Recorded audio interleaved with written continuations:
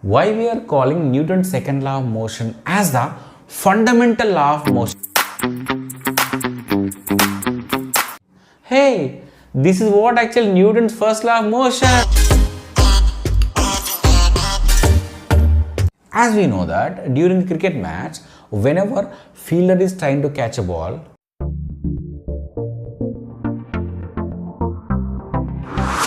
but why there are very less chances to get broken?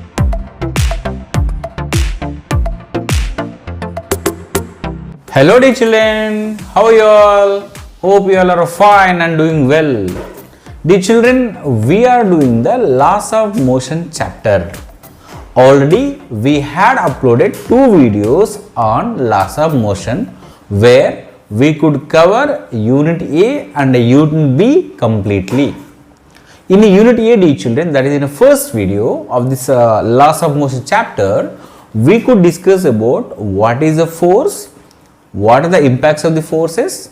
There only we discussed about the types of forces, means we discussed contact forces, non-contact forces. So that is all about the unit A. It was discussed in a video one, first video.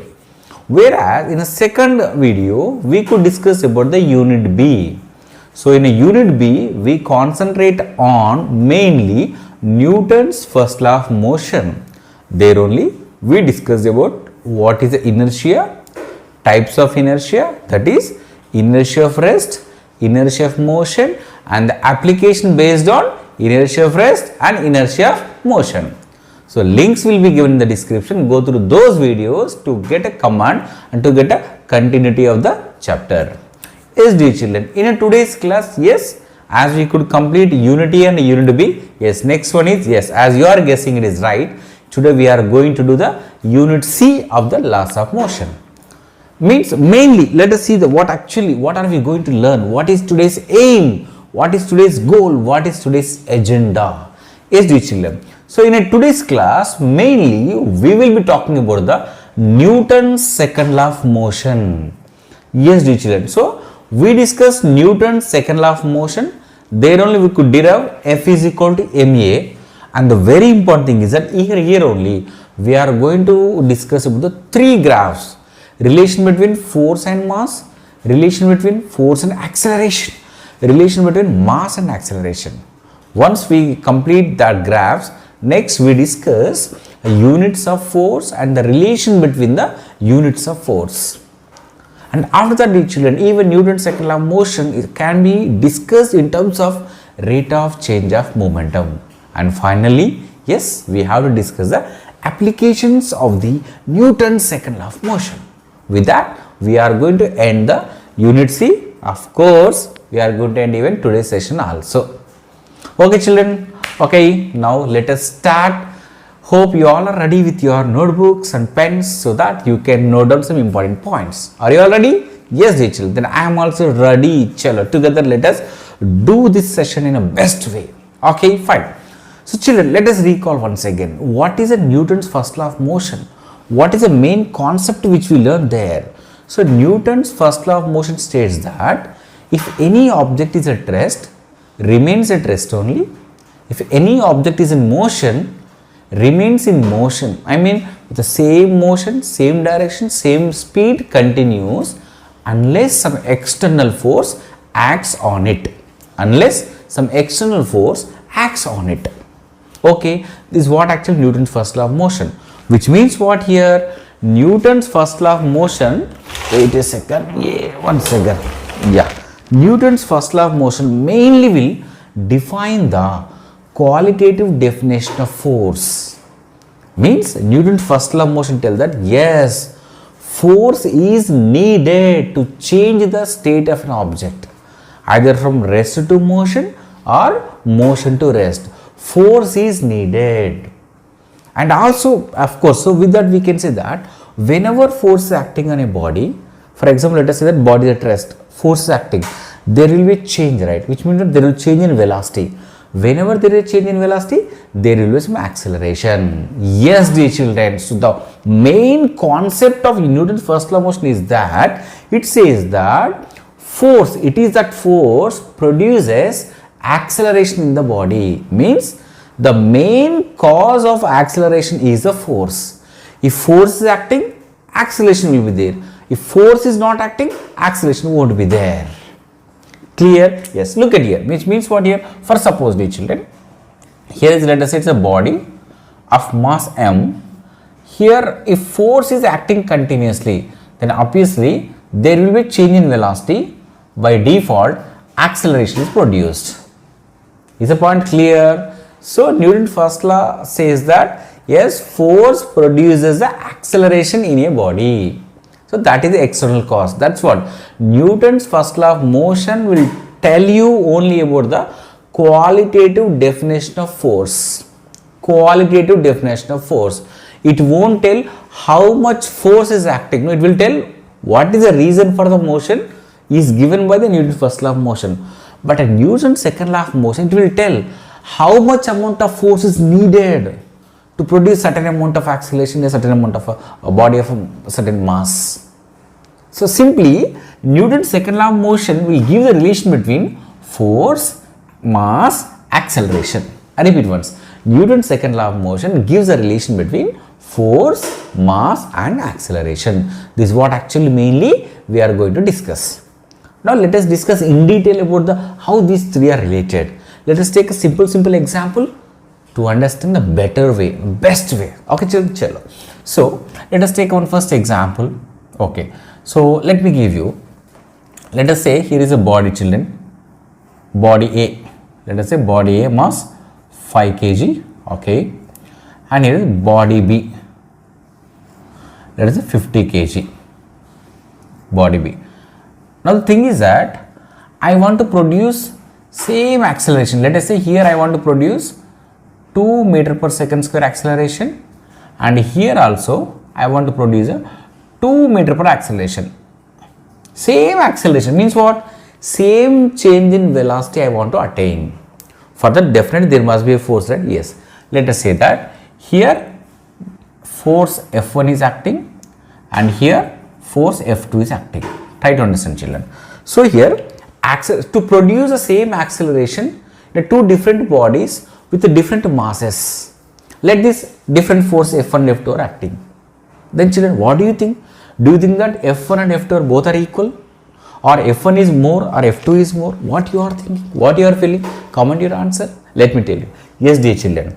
So here to produce the same acceleration in this case, so here in the case of body B, more force is needed because more is a mass. So for a given acceleration, if the body if the mass is more means more force is needed, less mass means less force is needed. So here we can see that here F2 is greater than the F1 because mass of the body B is greater. Let us say FB. Hey, not that FB means Facebook. Let us say this is FA. Okay, na? So now the force on B is greater than the force on A because mass of B is greater than mass of A. So with this I can write that force is directly proportional to the mass. Force is directly proportional to the mass. But don't forget that here acceleration remains constant for a given acceleration. Are you able to see? Let me check. Yes, you are able to see. But dear children, for this let us make a graph. If you will make a graph, how do we get, yes, we get like this. Very important graph. This is, let us take a, what we can say here, mass and here is a force. So here we get, yes, straight line passing through the origin, and here acceleration is remains constant. So they may ask you to draw graph between force and a mass for a given acceleration. So this is what actually. Okay, fine. Now let us say case 1. Now case 2. Case 2 let us take. Now in this case, children, let us take here is body A with a mass 5 kg, body B with a mass 5 kg only. Hey, mass of the two bodies same. But dear children, I want to produce, in this case, acceleration is, let us say, 5 meter per second square I want to produce. Whereas, in the case of body B, let us say body A I want to produce 2 meter per second square. Let force acting on the body A is FA, the force acting on the body B is FB. Try to understand. Now this time we have taken two identical bodies, but we want to produce more acceleration in one body, less acceleration in one body. Dear children, with this, yes, here let us say two forces are acting. Now can you guess which force is greater? Of course, we can guess, dear children. Means in the given two identical bodies, if you want to produce more acceleration, more force is needed. If you want to produce a less acceleration, less force is needed. So with this, yes, FA is greater than FB. Reason, acceleration of A is greater than the acceleration of B. So with this we can say force is directly proportional to the acceleration, provided mass remains constant. Okay, for this also let us make a graph. It is what we can say, it's yes, force and it is the acceleration. Okay na? So we get straight line passing through the horizon, provided mass remains constant. So this is the second graph. Okay, so here how force is related to the mass, here how force is related to the acceleration. Shall we try one more thing? Yes. What is that? Look at here. Now I am going to take here is body of mass 2 kg. Okay, here body of mass 10 kg. So with this it's very clear that let us say it's body A, body B, two bodies but with a different masses. Let us say here force F is acting, here force F is acting, which means what, children? Same force is acting on two bodies with a different masses. Now can you guess, dear children, which body may move faster? Obviously body with a less mass. As it is moving faster means what? More will be the change in velocity. Means what? More will be the acceleration. So let the acceleration produced is AA and here is AB. Let us say this mass is, let us say, MA. This is MB. So in which case more acceleration is produced? Obviously when the two forces are same, then we can say that the body whose mass is less, in that more acceleration is produced. So which means what? Less is a mass, more is acceleration. More is a mass, less is acceleration. How both are related? Inversely proportional to each other. So with this we can write here. So acceleration of A is greater than acceleration of B, since mass of A is less than mass of B. So we can write here acceleration is inversely proportional to mass. So it is also third relation. This is the first relation. Okay. This is second relation. Okay. Unrelated graph, and this is third relation. Now related graph, yes. So this is mass and here is the acceleration. You get graph like this, provided force remains constant. Dear children, in any exam, if this chapter, this unit is there, if this unit is a part of your exam, definitely remember that, dear children, out of these three graphs, definitely one graph will be asked, might be directly or indirectly. Okay na? So just make a note of these three graphs. 1, 2, 3. Copy it. Okay, done. Can I erase? Okay, fine. So now, dear children, so in the first case we discussed about the relation between force and mass. Second case we discussed about force and acceleration. Okay na? And third one, of course, it's a mass and acceleration. Now, dear children, look at here. So from the first equation we got F is equal to, so here we got F is proportional to M. From second relation, F is proportional to A. Now these two I can combine and I can write F is proportional to MA. The children, whenever there is a proportional relation, so it can be replaced with a is equal to a constant. So here F is equal to, so K is a proportional constant, A. This we got. Okay. So K is a proportional constant.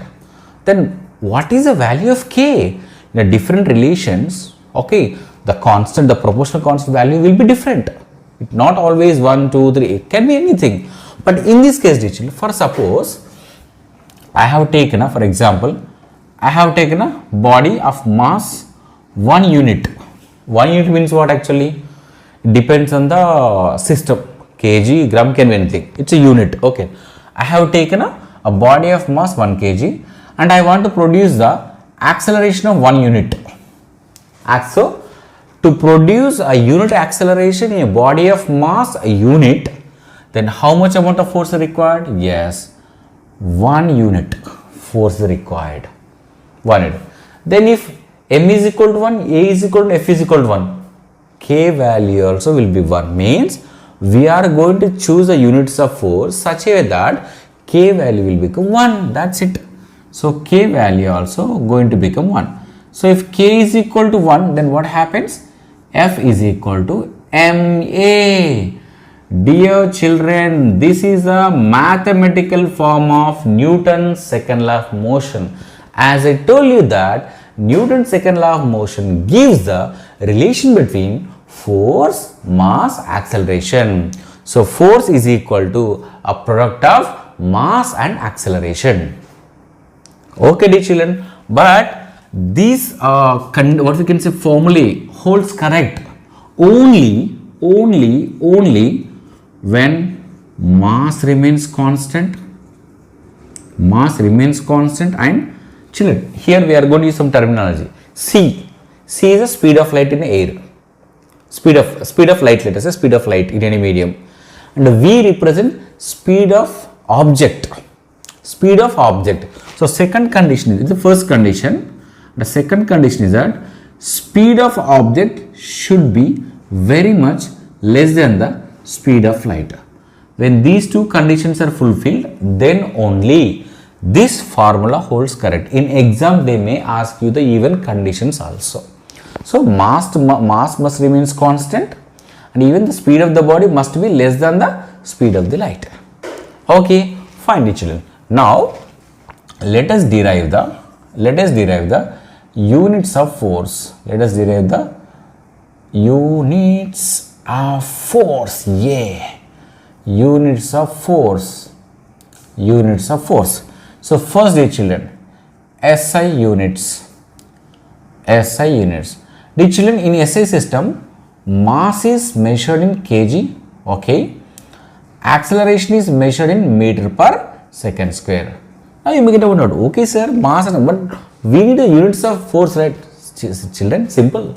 As force is the product of mass and acceleration, if you know the unit of mass, if you know the unit of acceleration, just do the multiplication, right? Unit of mass into unit of acceleration. That will be the unit of force. Okay? Yes, look at here. So here F is equal to, that's what, for F it is kg meter per second square. So kg meter per second square. Yes, it is a unit of force. But dear children, this kg meter per second square is given a special name called Newton. Dear children, whenever you are writing the full name of the unit, first letter must be small, and as it is given the what actually is the scientist name, so whenever you are using the symbol, it must be a capital N. So now onwards, if anyone will ask you the SI unit of force, you must tell it as a Newton. Clear? Yes. Now dear children, CGS unit. Yes, in a CGS system, yeah, mass is measured in grams, acceleration is measured in centimeter per second square. Hence, force is gram into centimeter per second square. This gram centimeter per second square we can call it as a dyne, and there is no shortcuts. So the SI unit of force is a Newton, CGS unit of force is dyne. Now dear children, we are going to see the relation between,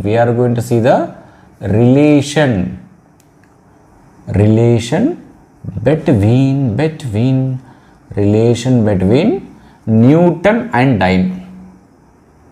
Newton and dyne. Hope you are able to see. Any reflection is falling here. Let me check. I think a little bit blurry you can feel. I can. So children, it's a Newton and dyne. Newton and dyne. Okay, fine. Children, what do we know Newton means? 1 Newton is nothing but what? Kg meter per second square. Okay. Kg meter per second square. But dear children, 1 kg is equal to how many grams? 1000 grams. Okay. 1000 grams. Fine. Into 1 meter is equal to 100 centimeter. And the second is in a CJ system also second only. 1000 grams can be written as 10 power 3 gram. 100 can be written as 10 square centimeter and second square. Dear children, 10 power 3 into 10 power 2. Whenever bases are same, power should be added. Whenever bases are same, power should be added. Which means what? 10 power 3 into 10 power 2. So 3 plus 2, 10 power 5. It is going to be a 10 power 5 and units gram centimeter per second square. But dear children, gram centimeter per second square is called dyne. Yay, we got it. So 1 Newton is equal to 10 power 5 dynes. 1 Newton is equal to 10 power 5 dynes, or we also can write 1 dyne is equal to 10 power minus 5 Newton. Children, these two relations are very important. Okay, so this is about the F is equal to Newton, mathematical form of Newton's second law of motion. It holds correct only under these two conditions. That is what? Mass must remains constant and speed of the body must be very much less than the speed of the light. And here is units. The S unit of force is Newton, CG unit of unit is dyne, and 1 Newton is equal to 10 power 5 dynes. So dear children, just you copy this, and now we will see the Newton's second law of motion. Then you may get one doubt, sir, till now we have studied Newton's second law of motion, again you are saying? Yes dear children, but now we are going to study the Newton's second law of motion in terms of rate of change of momentum. We are going to study in terms of rate of change of momentum. This is going to be a very important. Okay, erasing. Okay, so children, if you can really understand, you'll enjoy the concept now. Okay, and listen, that's what I'm telling you. So most of the time, why don't we understand the subject? Because we don't listen. If you can listen, yes, anyone can understand. Anyway, if you can understand, you only will be in a position to teach to someone else. Really. So now we are going to discuss the Newton's second law of motion in terms of rate of change of momentum. To do that, to understand that, first let us see what is momentum. Yes. So first let us start with momentum. In a simple manner, let us not go in depth now. Okay, so momentum will represent the letter P. Children, for example, if a body of mass m going with some velocity v, then momentum is defined as a product of mass and velocity. I repeat the children, what is momentum? It is a product of, in a simple terms I'm telling, it is a product of mass and velocity. Actually, if you want one more definition, depth is there. What is that? Momentum is nothing but the instantaneous force developed with the combined effect of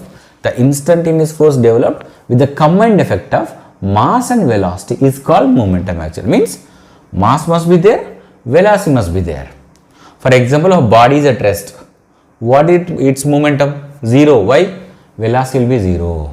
So just having mass doesn't mean that it has momentum. It also should have velocity. So momentum is the combined effect of mass and velocity. Okay, fine. So dear children, momentum is a vector quantity. If it is a vector quantity, then how to decide its direction? Direction of momentum is in the direction of velocity. Now let us see its SI units, dear children. Yes, substitute the units of mass and velocity, you will get the units of momentum. In SI system, mass is kg, and velocity is meter per second. Hence, kg meter per second is the S unit of momentum, whereas CGS in the CGS system, gram centimeter per second. So other than this, we also have some other units for momentum that we will learn at the end of this session. Not exactly end, just little bit before only, we will see the other units of momentum also. So this is about the momentum. Okay, now let us discuss about the change in momentum. Change in momentum. Yes, children, this you should understand actually. Change in momentum. So we will represent as a delta P. The children, here delta usually we use to represent change.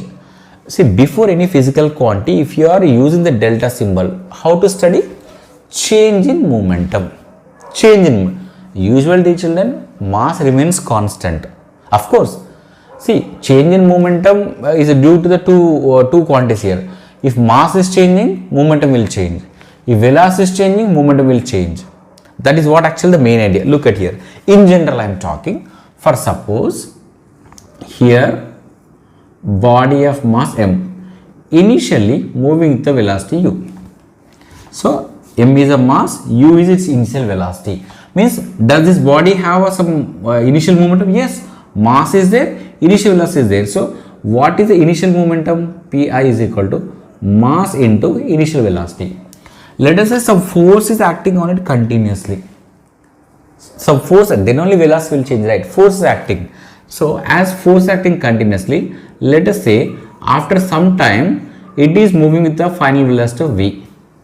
So if there is a change in velocity, obviously momentum must change. So now here let us say if u is the initial velocity, pi will be the initial momentum. If v is the final velocity, then final momentum will be m into v. It is the initial momentum, final momentum. So there is a change in momentum. Then how to calculate? Yes, look at here. So here only we are doing that change in momentum. So that is delta p is equal to final momentum minus initial momentum. This is m v minus m u. So this I can write delta p is equal to m into v minus u. So v minus u is what actually change in momentum. So I can write delta p is equal to m into delta v. M into delta v. Of course, this is a change in momentum. But dear children, this is accepted only when mass remains constant. It is not applicable in all cases. It is not a general one actually. It is not general. It is accepted only in one case when mass remains constant. If mass, what we can say, yeah, it's a mass remains constant. But we want a generalized one, right? So for that we can write delta p is equal to delta into mass into velocity. So this equation, whatever I wrote, is applicable in all situations. So in exam they may ask you to write the expression for change in momentum in different cases. For suppose, dear children, so if mass is constant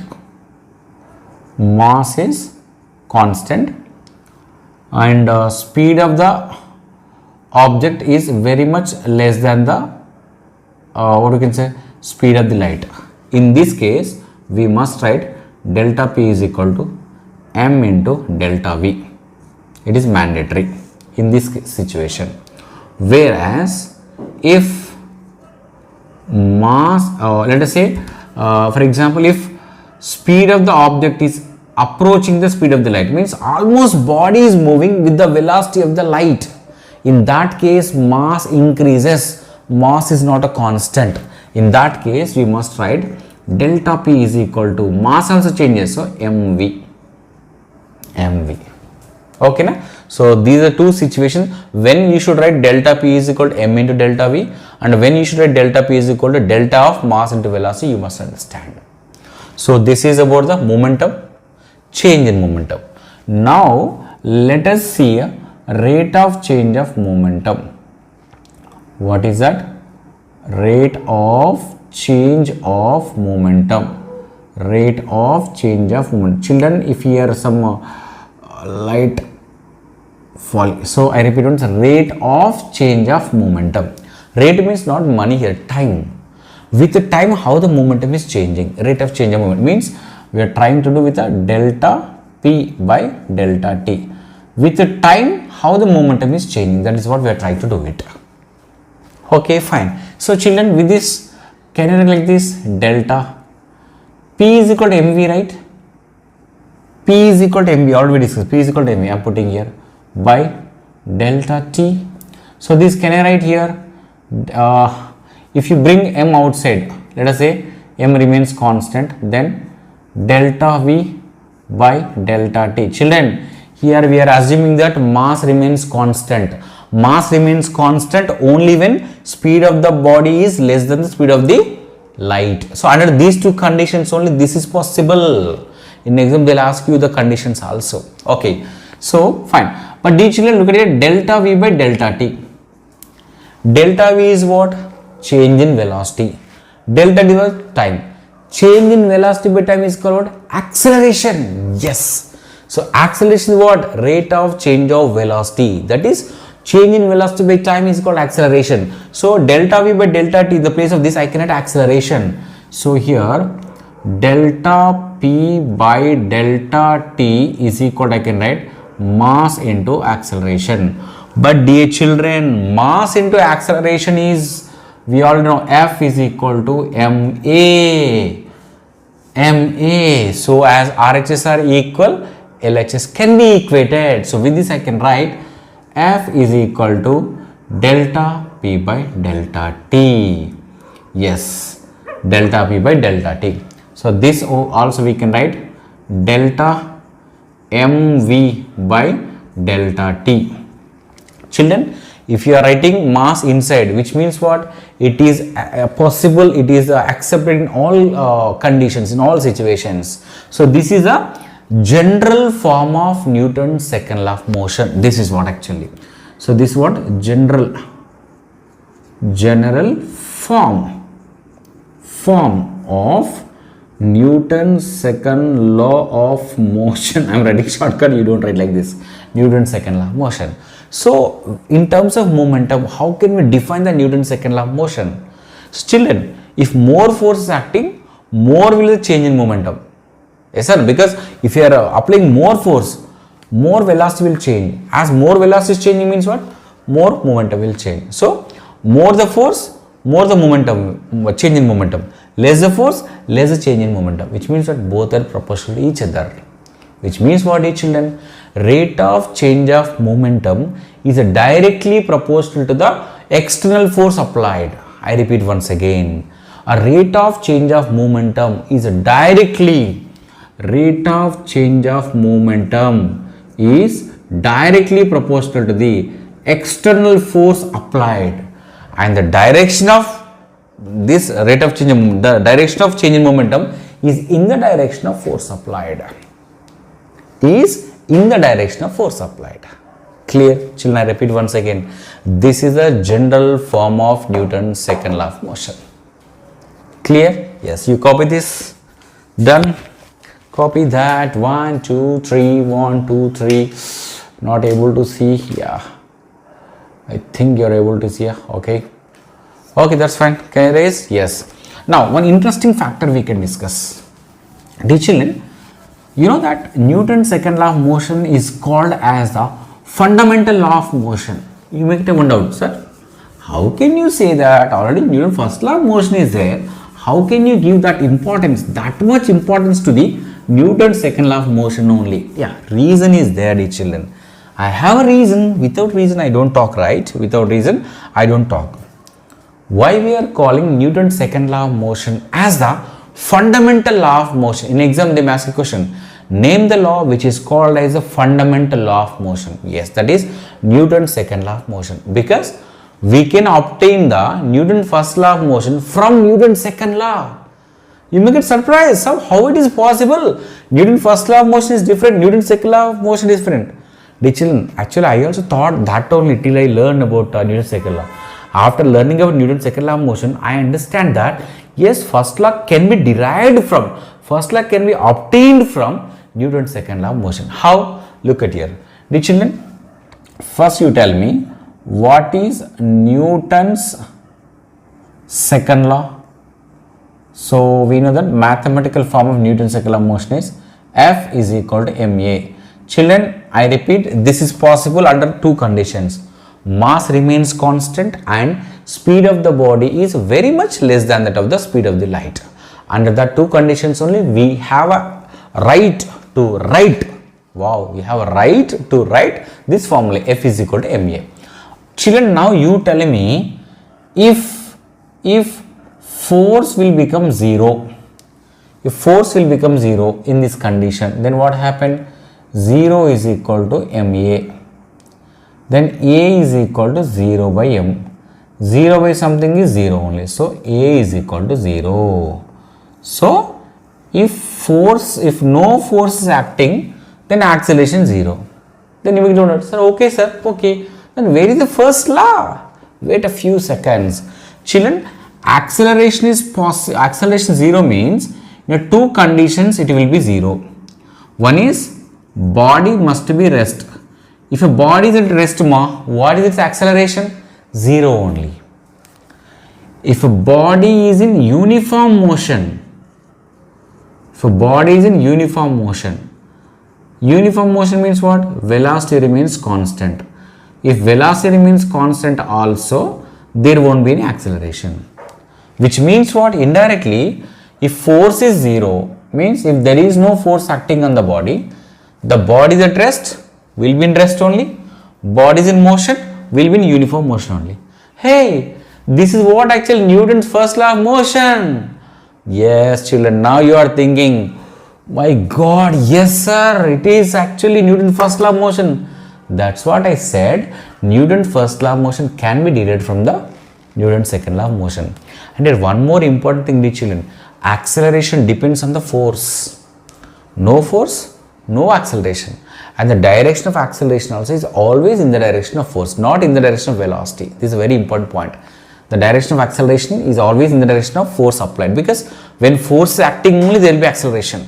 If no force is acting, no acceleration. So if no force acting, no acceleration, which means what? Body at rest remains in at rest only.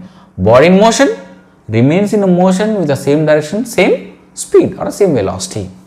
This is what actually Newton's first law of motion derived from Newton's second law of motion. That's what we can say, that Newton's second law of motion is a fundamental law of motion. Clear? Fine. Now we will discuss your application part. I have this space, but I need entire space. Can I erase? Yes. Children, applications, I'm extremely sorry to say this, many students are not understanding the applications. They are trying to bad. I don't know whether it is a fault with it's the teachers, and of course my fault also might be there from my end, and understanding levels, I don't know what, but let us take some time. Let us crack this, dear children, otherwise we will become crack. Okay, we have to crack this. It's a very easy, just believe in me, trust, have the trust. I'll make you to understand the applications very easily. So before that, let us take this equation, whatever we got. What is that here? We got F is equal to delta P by delta T. Bring this delta T this side. So then can I write like this? Delta P is equal to force into delta T. Dear children, actually this only we can call it as a force into time is called impulsive force. This is called impulsive force. This is called impulsive force. Dear children, here force into time. So change in momentum can be expressed as the product of force into time. From here only we can write units more. So another units. Force is a Newton, time is seconds. CGS units, dear children. Dyne second. Hey, did you remember I told you that we will have other units for momentum also. Here's this. Before we learnt actually kg meter per second, and here gram centimeter per second. Hey, both are same. If I say both are same, you may say both are not same. Right, dear children, see, Newton second is equal to kg meter per second. When I say like this, sir, how? I'll tell you example. Children, Newton is what? Kg meter per second square into second. Second cancel. It will be kg meter per second. So that's what I said. Newton second is kg meter per second. Similarly, dyne second is gram centimeter per second. Hope you understood. Now you are believing. Now you are saying, yes sir, both are same. Okay, yes, it's true only. Fine. So this is all about the impulsive force. Okay. Just can I erase these units? Otherwise it will be clumsy. I'm removing. Hope you have copied. Copied? Yeah. Fine. That is impulsive force. Okay. Fine. Now this is okay. Now dear children, to obtain. Okay. Just copy this. Okay. First you copy this formula. Fine. So dear children, here delta P. If you want to bring the change in momentum, there are two possibilities. Look at here. To bring the given change in momentum, if you want to bring a given change in momentum, two possibilities are there. First possibility is that large force is acting in a very short interval of time. Short interval of time. Or less force acting in a long duration. So here we have two possibilities. Large force, short time. Less force, long duration means what? More time. In both cases, you can bring the same change in momentum. But what makes the difference? In the two cases we have, in which case more impact will be there? Here, why? Large force, less force. So now you tell me where the more impact will be there. The case where more force acting, impact of the impact will be more. Less force acting means okay. On my hand, two cases. In the first case, large force acting. Second case, less force acting. In which case I'll get more hurt? Yeah, in first case only because large force acting. Then which case we want? We want this case. Try to understand. Somehow increase the time. You may get down. Sir, what is the situation? I'll tell the situation. Wait. Ruko, sabar karo. Wait. Okay. So here, what we can say? If you can increase the time, then magnitude of the force will be less, so impact of force will be there and we get hurt a less manner. Okay, which means what here? More is the force, less is the time. Less is the force, more the time. Means for a given children, for a given change in momentum,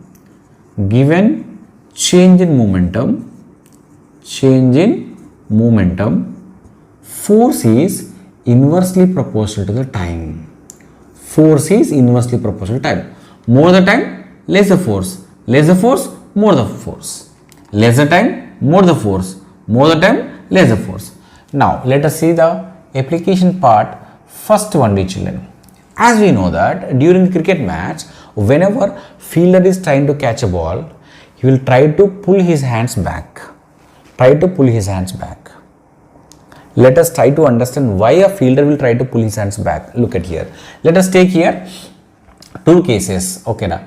So first application. So case A. For example, ball is coming from here, ma. So it has some mass. It has some initial velocity. Okay, now. In a case 2, please listen carefully. Same ball, same mass, same velocity. Let us say in this case, fielder is not pulling his hands. Let us say this is a hand. For you it might be like, sir, it is like some kind of weapon. Please try to understand. Okay, it's okay. So let us say here only fielder is catching, means here body is stopped.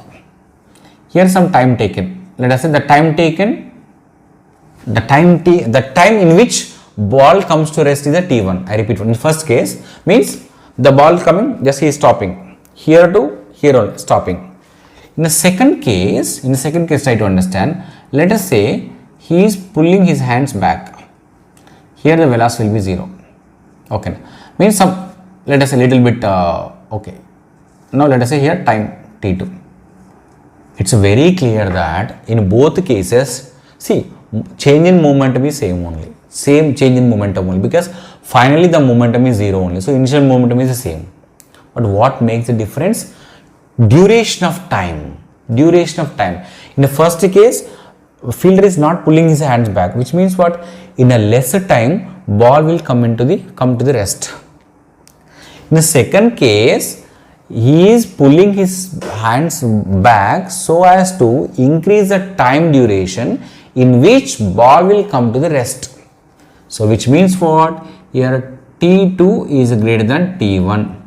Let us see, in both the cases some force will act on the hand. Ball will exert some force. Let in this case force is F1. In this case let us say force is F2. Then I can say that F2 is less than F1. Then you may get one doubt. Sir, how can you say that force is less than? Yes, relation is there. Na? More time, less force. Less time, more force. Here time is less, force is more. Time is more, less is force. So very simple. So the fielder is pulling his hands back so as to increase the time duration in which ball comes to rest. So that as time is increasing, the force acting on the impact of force, the magnitude of the force acting on the hands will be less. So the fielder will get less hurt. That is the secret behind that. Okay, so it's physics. Okay, fine. First it is. Now children, let us take a second application. So let us say it's a hard floor. It is hard floor. Let us say it is like a sand. It might be like a sand or some foam type. Now the children, in let us say here one glass vessel, here two identical glass vessels, okay na, are left, okay na, from same height h. And of course, without, I no need to tell the concept also, you can tell that. In which case a glass vessel will get broken, means you can say that the case where it is falling on the hard floor only. But why there are very less chances to get broken in a sand, mostly it won't get, means I'll tell you. Here means, so from here to here it will come. The moment when it will hit the hard floor, it will come to the rest. It will come to, means here let us say time duration, let us say T1. But here, do you think that it will stop here? No. This vessel pushes the sand little bit inside, right? Means what? It can penetrate little bit inside. So after traveling some distance through the sand or foam, its velocity will be 0. Means here the time duration in which the vessel comes to rest is T2. Now you tell me in which case it is taking more time to come to the rest? In the second case. As the time is more, less force will act. If time is less, more force will act. That's what here more force will act, it will get broken. Here less force will act, it won't get broken. So here time matter. So for a given change in momentum, when change in momentum remains constant, force is inversely proportional to time. Less the time, more the force. More the time, less the force. Hope it's clear? Fine. And the third one, dear children, yes, athletic case, let us take athlete. Even this in athletic competition, if you can see, dear children, the athlete will be coming, running, and they'll try to jump actually. But if you can notice that competition, you know, they arrange the sand where they are jumping actually. If not, if it is a hard floor, dear children, yes, what happens? He will get hurt more. Why? Hard floor means the moment when he jumps, he comes to rest immediately. But if it is a sand, it takes some time, means his legs pushes little bit inside, right? So he will take more time to come to the rest. So duration will be more. Time is more in the case of the time in which the athlete comes to the rest will be more in the case of sand. And the time is more, obviously the impact of force will be less. So these are the applications of Newton's second law of motion. Even dear children, the shock absorbers will be there. So for example, let us say normal vehicle and a costly vehicle. Generally, if you are going in a normal vehicle and rough road, it will be like, you know, it will be shaking, you will be jumping, jumping, jumping. It's not that. Okay, so you jumping and definitely we'll get some pain back and we need some jandu bomb or move something. Whereas a costly vehicle, so definitely we don't feel that actually. I can say we will be seeing suspensions. Yeah. So then what makes the difference, in the case of normal vehicle, okay, now, the moment when tire it jumps, so tire hits the earth, it is applying the force. As a reaction, earth also applies some force on the tires. That force is carried to our body in a less interval of time. The time will be less, impact will be more. But whereas in the case of suspensions are more, in that case, yes, what we can say, tire will exert force on the earth, equal force exerted by the earth on the tire also. But that force through the suspension it has to come, right? So it takes some time. So the time duration will be more. That's what the force, whatever is given to the tire, it takes more time to come to our body. As time duration is increasing, the impact of force will be decreased. So dear children, this is all about Newton's second law of motion. Let us recall once again, what did we discuss in today's class? So in today's class, first we have seen, children, let me tell you one thing, important one. Newton's first law of motion will give you only qualitative definition of force. But whereas second law will give you quantitative value of force. So first law will tell you what is the reason of motion. Second law will tell you how much amount of force acting, which means what? It gives a relation between force, mass, acceleration. So that's why we could derive F is equal to ma. Dear children, F is equal to ma is possible only when mass remains constant and speed of the body is less than the speed of the light. Then we discussed some graphs, a relation between force, mass, force, acceleration, mass and acceleration. Then we have seen the units of force. What are the units of force, dear children? SI unit is a Newton, CG unit is a dyne. 1 Newton is equal to 10 power 5 dyne. Later we have seen Newton's second law of motion in terms of rate of change of momentum. Yes, this is the application part. Okay, dear children, with this we have completed Newton's second law and its application, and the session also, unit C also we completed. Next session is going to be very small. It is Newton's third law of motion. Once we complete the Newton's third law of motion, the last part will be left, that is the gravitation. Left means we are not going to look, we are going to upload the complete chapter. And dear children, already long back one short video on this laws of motion had uploaded. Link will be given in the description. Go through that to have a quick revision. And thank you so much for all the support. Okay, children, so with this I can say that we complete the session. Thank you so much, all the very best.